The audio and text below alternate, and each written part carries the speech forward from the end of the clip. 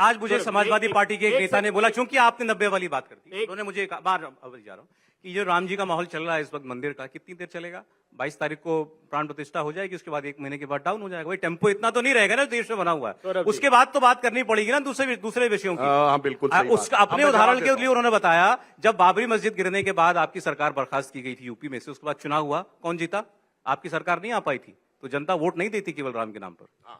जो आपने बात कही, सबसे ज्यादा सीटें भी हमारी, सबसे ज्यादा वोट भी अच्छा था, मैंने बता दिया, सबने मिलकर सरकार बना ली थी। पर एक बात बताता हूं, बहुत सही आपने कहा, हमारे लिए राम चुनाव तो छोड़िए, राजनीति का मुद्दा भी नहीं है, अस्मिता का मुद्दा है। इसलिए जब हम 2 सीटों वाली पार्टी थे, सपने में गुमान नहीं था कभी इस देश में हमारी केंद्र में स्पष्ट बहुमत सरकार बनेगी, तब भी उतनी ही निष्ठा के साथ खड़े थे। आज 303 सीटों पर भी उतनी निष्ठा के साथ।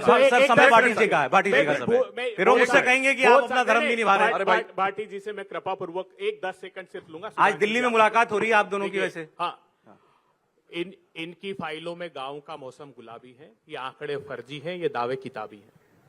अच्छा, आईएमएफ ने आंकड़ा दिया जहां मनमोहन सिंह अरे सुनिए, अब आप भी सुन लीजिए, प्लीज आप भी सुन लीजिए। आईएमएफ ने अभी चेताया, आईएमएफ ने कहा कि डेट टू जीडीपी रेशो 81% हो गया है, जो भारतवर्ष के लिए भरा घातक है। मोबाइल मैन्युफैक्चरिंग आप सुनते होंगे रोज अखबारों की सुर्खियां, जानते क्या हो रहा है? मैन्युफैक्चरिंग नहीं हो रही साहब। जो पीएलआई ना, प्रोडक्शन लिंक इंसेंटिव स्कीम, ये असेंबलिंग हो रही है, और विदेशी कंपनियां जिनको 6% का लाभ दिया जा रहा है, 1 लाख करोड़ रुपए से अधिक का पैसा हिंदुस्तान का वहां जा रहा है, और ये असेंबलिंग हो रही है। अभी इन्होंने बात की, अरे बहुत विद्वान प्रवक्ता है दुबे जी, शॉर्ट में उनका समय। बिल्कुल लाइन का, और आप तो फिर पूरा भाषण देने लगे। मैं तो शांति से सुना था। सुनिए ना, इन्होंने किसानों की बात की, बहुत महत्वपूर्ण बात है। 27 रुपए आमदनी का अर्थ ये नहीं होता है, प्रधानमंत्री जी जो 6,000 रुपए दे रहे हैं उसका सच सुन लीजिए। 25,000 रुपए हेक्टर इनपुट कॉस्ट खेती की बढ़ा दी, डीजल जो 60 रुपए था 100 रुपए के पार हो गया, कीटनाशक पर, ट्रैक्टर पार्ट्स पर, खाद पर जीएसटी लगाया 12 से 18%, और 2,86,000 करोड़ रुपए प्रति वर्ष किसानों की जेब से निकालते हैं। 15 करोड़ हेक्टेयर पर देश में खेती होती है, और स्वांग रचते हैं कि 6,000 रुपए प्रधानमंत्री। अच्छा ठीक है दुबे जी, बाटी साहब के पास में जा रहा हूं। सुनिए दुबे जी, प्लीज उनका समय प्लीज। बाटी साहब देखें, ये तो सारे विषय आप लोग जब चुनाव शुरू होगा तो आप लोग बोलेंगे, लगातार निरंतर आप लोग कहते हैं। फिर मैं कह रहा हूं, आप ही के एक नेता आज मिले मुझे, उन्होंने मुझे ये भी कहा, इस वक्त देश के अंदर और खासकर यूपी के अंदर वो नेता हमको चाहिए, वो कैंडिडेट चाहिए जो 5 लाख वोट ला सकता हो, वो चुनाव में उतर सकता है, वरना सामना नहीं कर सकता। उन्होंने खुलकर कहा, आप भी शायद इस बात से सहमत होंगे। इनकी 40 सीटें हैं 80 में से, जो ये जीते, जो 64 जो जीते थे उसमें 40 सीटें हैं जो 50% ज्यादा वोट से जीते। पूरे देश में 303 में से 225 सीटें हैं जो 50% वोट से ज्यादा जीते। आप समझ, लड़ाई किससे है आपकी? तो मैं वो पूछ रहा हूं, उसकी क्या काट है? नहीं, हमें भारतीय जनता पार्टी की ताकत का एहसास है, ऐसा नहीं है कि हम इन्हें हल्के में ले रहे हैं।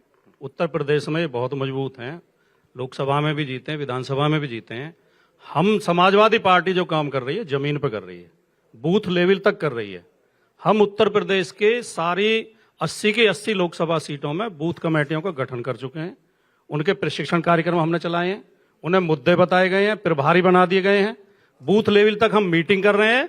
और ये तो देखिए, आप अब पिछले चुनाव में ठीक है 50% वोट 40 से ज्यादा सीटों पे मिला था, लेकिन आप 1952 से आज तक के चुनाव का अध्ययन करिए, विश्लेषण करिए, हर चुनाव में परिवर्तन होते रहते हैं। कभी कांग्रेस की तूती बोलती थी, जिसे भी टिकट लेके भेज देते थे जीत जाता था। 403 तक सीटें कांग्रेस जीती थी।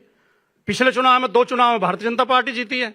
लेकिन इस बार जनता परिवर्तन का मन बना चुकी है, और उत्तर प्रदेश में समाजवादी पार्टी बहुत मजबूती के साथ एक सीट पर इनका मुकाबला करने के लिए तैयार है।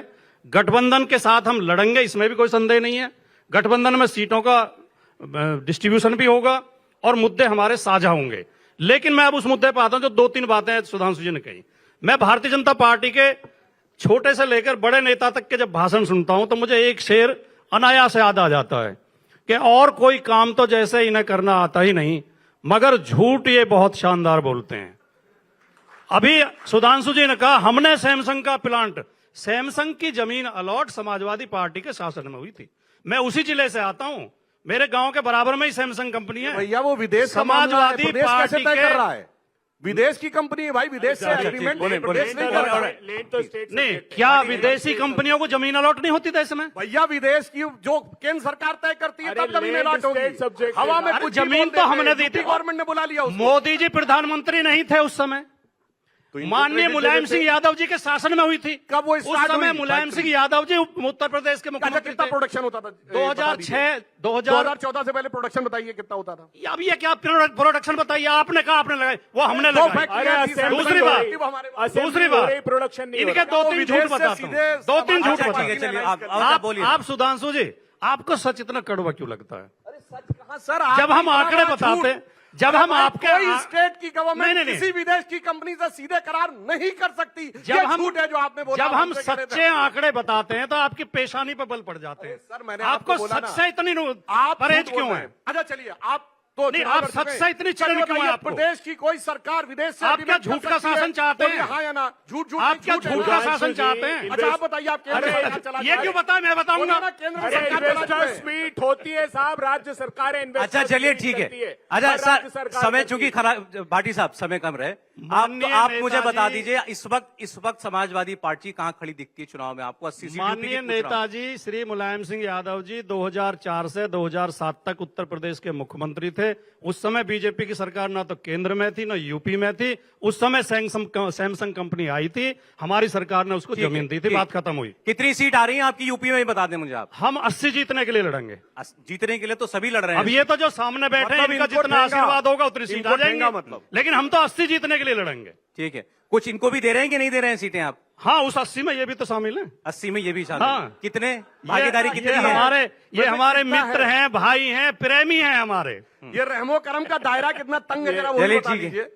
कितनी है उस गली में हिस्सा? हमारे अध्यक्ष जी ने स्पष्ट बिल्कुल कह दिया, कांग्रेस पार्टी हमें ये समीकरण बता दे, ये अपने आंकड़े बता दे कौन कौन सी सीट जीत सकती है और कैसे जीत सकती है। जितनी सीट कांग्रेस जीतने की हैसियत में है, हम उससे एक सीट फालतू देंगे, अभी कम नहीं देंगे। बड़ा हृदय था। एक अब भी सीट सर जीतने बस की फाइनल मुझे असेसमेंट बता दें। उन्होंने तो कह दिया, वो कहना ये चाह रहे हैं रायबरेली अमेठी, अब तो अमेठी पे भी डाउट हो गया। इनकी दो के अलावा तीसरी बता दीजिए जो जीत सकते हो। जैसे उदाहरण के तौर पर मैं बता दूं, सौरभ जी, मैं जिस सीट से आता हूं गौतम बुद्ध नगर सीट है, वो जी 13 नंबर लोकसभा सीट। पांचों विधानसभा में 2022 में हमें 2.5 लाख से ज्यादा वोट मिला, 2,60,000 लगभग। ठीक। एक सीट पे मैं लड़ा था दादरी, 80,000 वोट मुझे मिले। नोएडा में 60,000 वोट हमें मिले। तीसरी सीट पे 55,000 आप मिले। इनसे यही पूछ रहे हो कि भाई कौन सी- 2,60,000 मिले, इनको मिले 12,000 टोटल मिला के। अब आए ना आप, हाँ आप बता रहे हैं इसलिए। तो आंकड़ा बता दें, सीट ले लें, कोई दिक्कत नहीं। सौरभ जी। दुबे जी कितनी सीट लड़ना है, कितनी मांग रहे हैं इनसे? सौरभ जी यही सवाल 2004 में पूछते थे, गठबंधन होगा कि नहीं होगा, आपके साथ समाजवादी पार्टी, बहुजन समाज पार्टी आएगी कि नहीं, लेफ्ट के दल आएंगे कि नहीं। टावरिंग पर्सनालिटी अटल बिहारी वाजपेयी, मैं उनसे बड़ा नेता भारतीय जनता पार्टी में कोई नहीं मानता, मोदी जी को भी नहीं मानता। ठीक। हमने समाजवादी पार्टी, बहुजन समाज पार्टी से उत्तर प्रदेश में समझौता नहीं हुआ। लेफ्ट दलों की सरकार केरला में थी, त्रिपुरा में थी, वेस्ट बंगाल में थी, समझौता नहीं हुआ, आंध्रा में हुआ। लेकिन जीतने के बाद पोस्टपोल अलायंस हुआ और 335 सीट जीत कर आए। तुम और नहीं छल छंद करो, इस नाटक में क्या रखा है, ये खेल तमाशा बंद करो। सचमुच में तुम खलनायक हो, नायक का सिर्फ मुखौटा है, अभिनय में महाछलावा है अभियान। अच्छा चलें सर, बिल्कुल समय खत्म हो गया इस छोटे मेरा। अभियान आप के साथ आप जीत नहीं पाओगे। देश की जनता आप ये जो कह रहे हो कि सामने प्री बैठी पोल है, नहीं वो होगा तो आपको बाद में तो हम हरास साथ आ जाएंगे, पोस्ट पोल तो आ ही जाएंगे सर। नहीं, ठीक। हमारा सब तरह के रास्ते खुले हैं। ठीक है, अच्छा, सब तरह के रास्ते खुले हैं। ठीक है, बस सीट ठीक। शेयरिंग भी होगी और पोस्टपोल अलायंस पोस्टपोल भी तो होगा ही होगा। उसी से तो घबराए हुए प्रधानमंत्री जी कहीं का रोड़ा इकट्ठा कर रहे हैं। अच्छा चलिए, बस सारे लास्ट कमेंट सर। भ्रष्टाचारियों को साथ ले आए। देखिए गठबंधन के सब लोग ये कहते हैं हमको देखिए, हमको मैं- कोई 200 सीट नहीं कम करनी है आपकी। देखिए मैं कह रहा हूं 50 नीचे लाना है बस। 50 ईमानदारी सीट से नीचे। स्वीकार करता हूं कि इनके नेता राहुल गांधी जी की दूरदृष्टि बहुत जबरदस्त है। 2019 में वो अमेठी में लड़ते लड़ते समझ गए थे कि मेरी हार तय है, तो इतनी दूर चले गए वायनाड में कि उसके आगे तो समुद्र का अटल चाहे बिहारी जाना संभव वाजपेयी नहीं नहीं था। हारे क्या? अब मैं एक फैक्ट बता बलराज बदौक नहीं हारे क्या? शॉर्ट में आप बोल रहे थे sir. Last comment please, last बहुत शॉर्ट। देखिए इन्होंने कहा 52 से हम वो पार्टी हैं जो 7 दशकों में डिकेड बाय डिकेड बढ़े हैं, विद एन एक्सेप्शन ऑफ 1984। 50 में हम अप्रासंगिक दल थे, 60s में हमने पहली बार एसपीडी गवर्नमेंट बनाई राज्यों में, 70 के दशक में हम केंद्र की सरकार में भागीदार हुए, 80 के दशक में शुरू में हमें झटका लगा, 90 के दशक में हम केंद्र में गठबंधन सरकार का नेतृत्व करने वाले हुए, और 2010 के दशक में मोदी जी के नेतृत्व में स्पष्ट बहुमत की सरकार आई। जब से भारत की साक्षरता दर 50% क्रॉस की है, उसके बाद से बीजेपी का दौर आया है। जब से खुला मीडिया आया है तब से बीजेपी का दौर आया है। जब से स्वतंत्र वो आई तब से, इसलिए मैं लास्ट में कहूंगा यूपी में भैया राहुल, टीपू और बुआ जी। अब सर एक मिनट, वापिस 2 पर आ सर एक तरफ अगर है यही आचरण रहा, सर आप बोल रहे थे, मैंने किसी का भी डिस्टर्ब लास्ट नहीं लाइन किया सर, लास्ट लाइन क्लोजिंग बोलने दीजिए। Closing sentence. सर एक तरफ है जांचे परखे खरे तपे तपाए नरेंद्र मोदी जी, और एक तरफ भ्रम में भरमाए आपस में लड़ते लटकते भटकते ये लोग। तो मैं कह रहा हूं राहुल, टीपू और बुआ जी, सबका संकट एक है, आएगा तो मोदी ही, चूंकि नियत नेक है।